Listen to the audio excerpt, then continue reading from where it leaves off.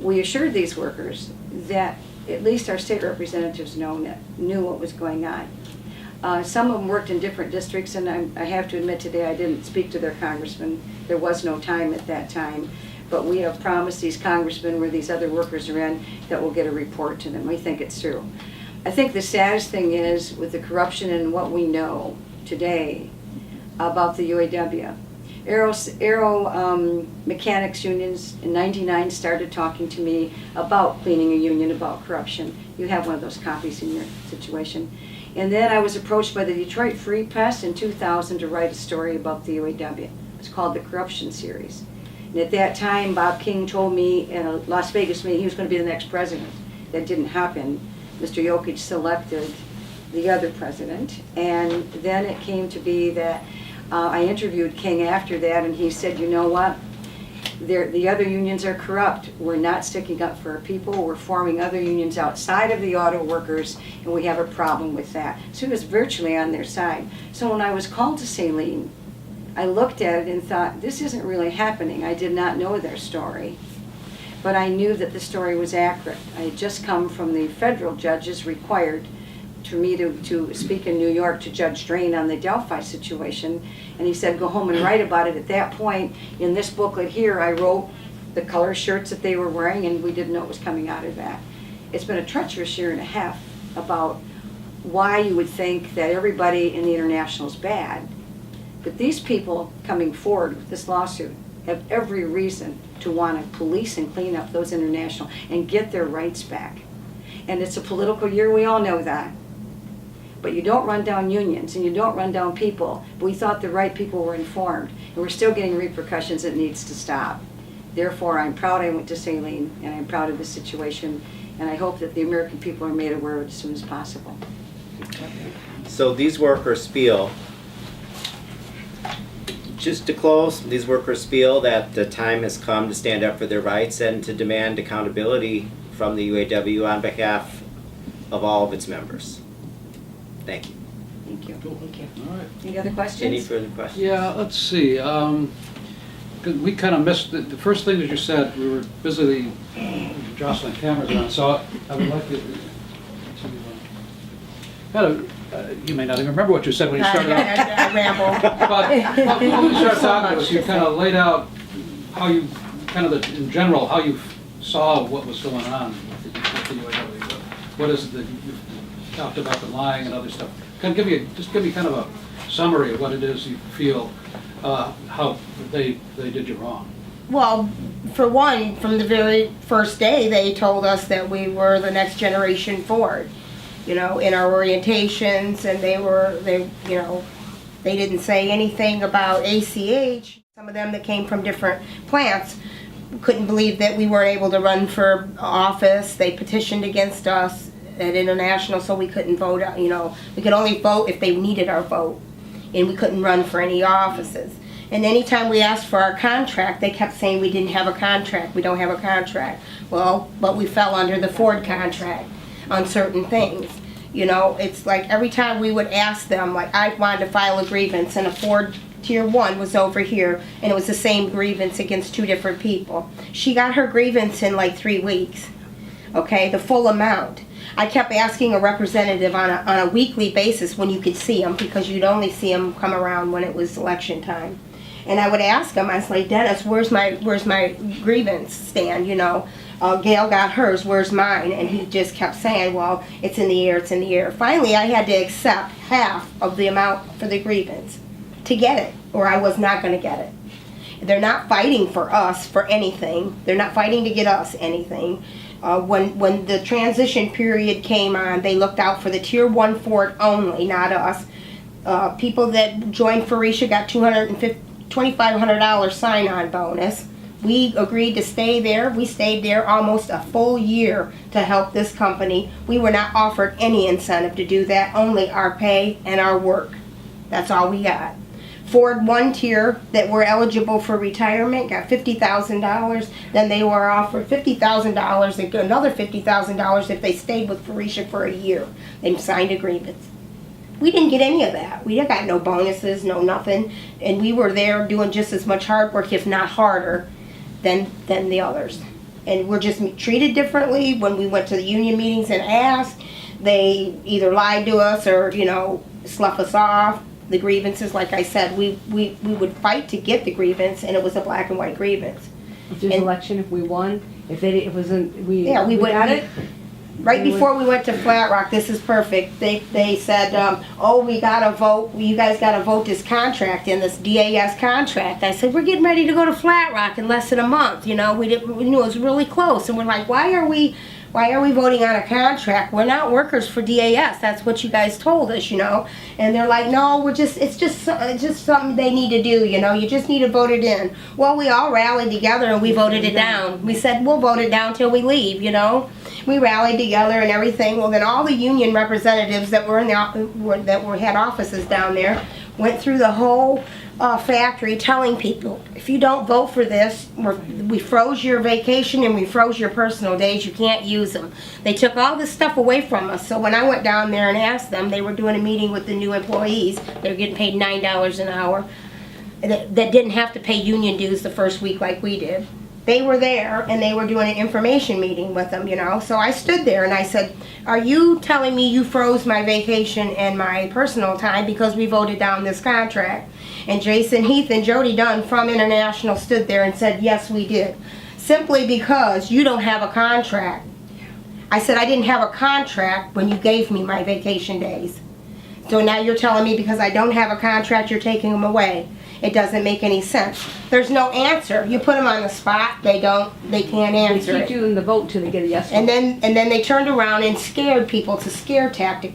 Some people fall for it. You're not going to a Ford plant now because you didn't vote for that contract. So the next time that contract came in, those people, those uneducated people, based on the information that their union representatives give them, voted for that contract. And I think that's how they got us out of that profit sharing, that 20% of 6 months profit sharing is because they voted that contract in with DAS. It's always manipulation and lies and trying to get you to do things that benefits Ford Motor Company and the UAW memberships that ended up getting appointed jobs at International after they did their dirty deeds. Candy, I think you need to tell them too that in a closed shop in a union, that means that you have to stay with unionized people.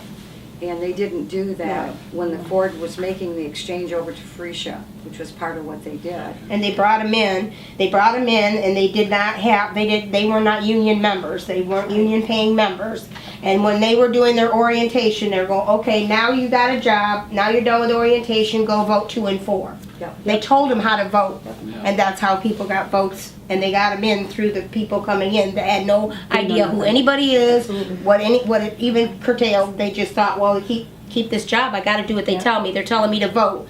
That's illegal. You can't tell people how to vote. They don't keep- even know. they They keep did that voting. in Milan Yes. too. They keep voting till they get the Yes. votes that they want. Right. If it's no, no, no, they keep doing it. And they get their yes, they stop.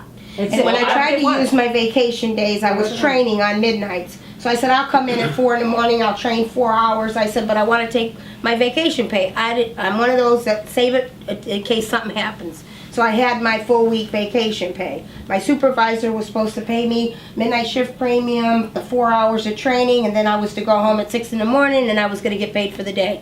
Till I got placed at Flat Rock because I had to work like half a week. Nope, nothing. I got paid for the 4 hours, no shift premium, no nothing, no vacation pay. So that first week I said, okay, I wasn't at Flat Rock. I said, can you correct this? This is wrong, Muhammad. You didn't give me, my supervisor didn't pay me the right way. He said, your next check, it'll be corrected.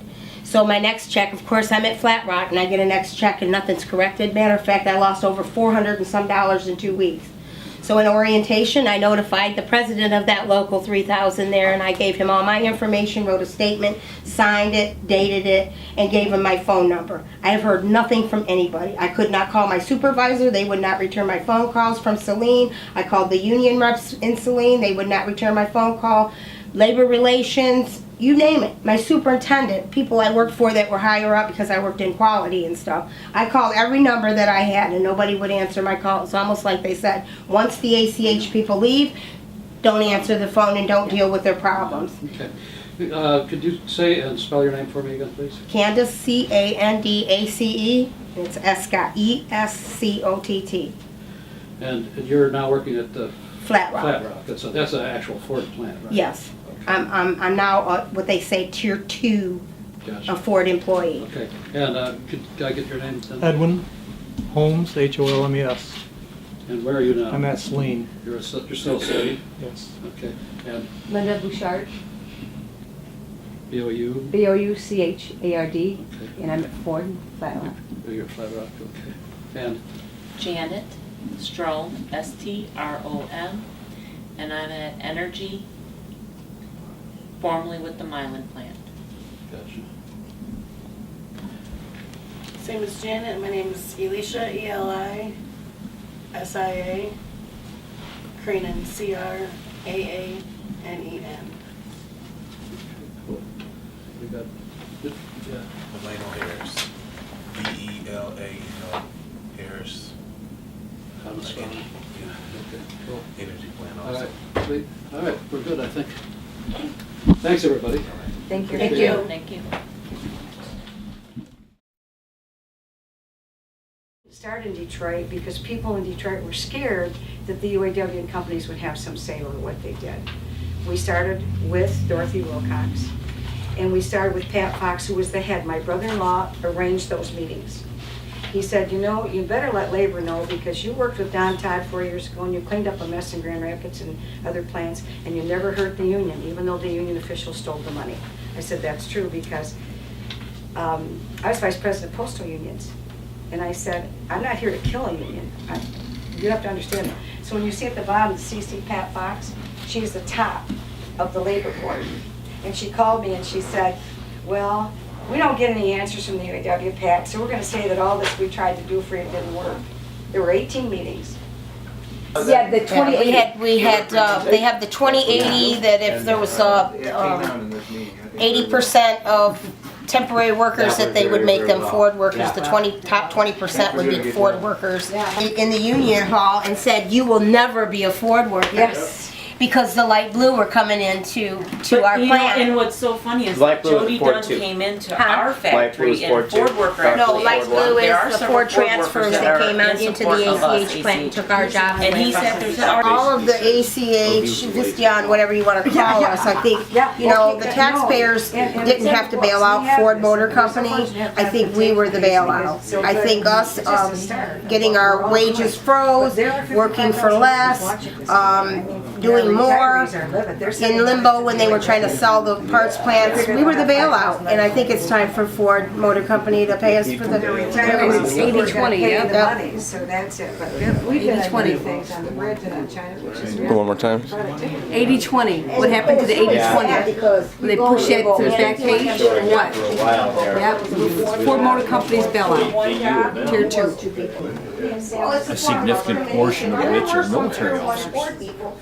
And we've caught them red-handed. And everybody knows. Mike Rogers knows, Carl Levin knows, the young FBI agents know, and they are extremely frustrated. Just be glad you got They a write job. it up, I they hear send that it up again the on the chain slap because because they'll be withholders. Because that's all I've ever heard. I said I had a Chinese job are our all my friends. life. I've always had a job. I've never had a car. So, you know, are you a graduate? I had a job before I came. No, I came from It's just Chicago my originally. I life. went to Loyola Had to University. change, I so I have had no to change stake in jobs. the U of M versus MSU, but I do get to vote on regents, don't I? And he told me, he said, this is a form of discrimination. This is like going back to, you know, the black to white. You could only drink out of the black fountain or the white fountain. He said, it's the same thing. You're being discriminated against. When you go down to medical, when you go down to union, we weren't allowed to do things because we were for, it was just a form of discrimination. And it still is to this day when we're in there at Flat Rock, we are treated differently. You know, and this nepotism and favoritism thing, it just blows me away because It's like, what are you, tier 1 or tier 2? I've never been part of a union, and everything that it was based on and built on is actually what they do now. You know, they were trying to get rid of nepotism and favoritism, and they made seniority so you couldn't get fired. You had 10 years, you had 10 years, you know. And now, all that's, yep, that's exactly what they stand for instead of stand against.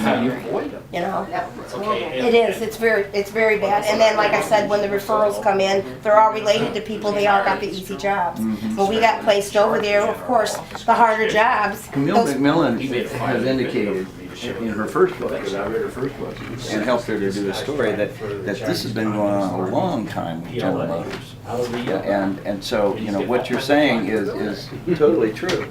It's just been going on a long time. Yeah, it needs to just stop, you know.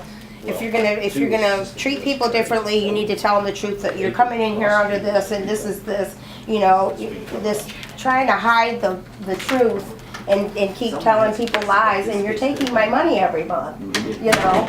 I mean, a Ford Tier 1 person goes home with almost $1,000 a week. If you take union dues out of my paycheck, I don't even bring home $500. And I take care of my disabled mother. Benefits, the seniority. Everything, yep. You know, Yeah, if I would have went there with my 6.5 year seniority, if I would have went there, I would have been Tier 1. I would have had all my insurance.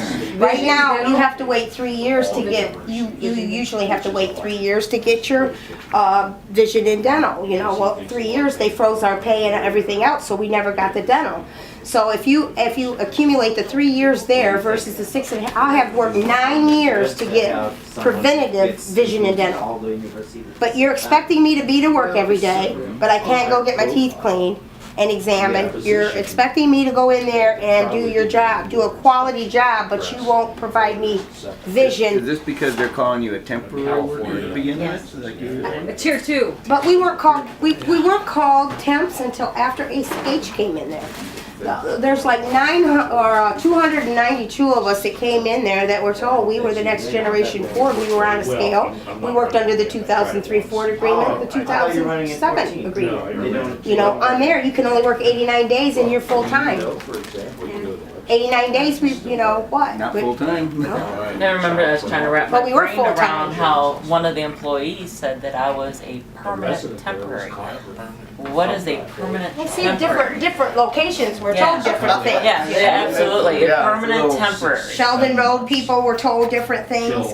Milan people were told different things. The whole UAW is supposed to be united and together, and none of them knew what the other locals were doing at the other plants. When we got to Flat Rock, then we told them, we don't do 90 days, we got a year seniority already. They're going, we don't know nothing about this, and we had to prove it. They had to go out and make phone calls to find out. They're not on the same page. Well, how can you be united and stand as one for everybody if you can't even stand it? You can't stand together.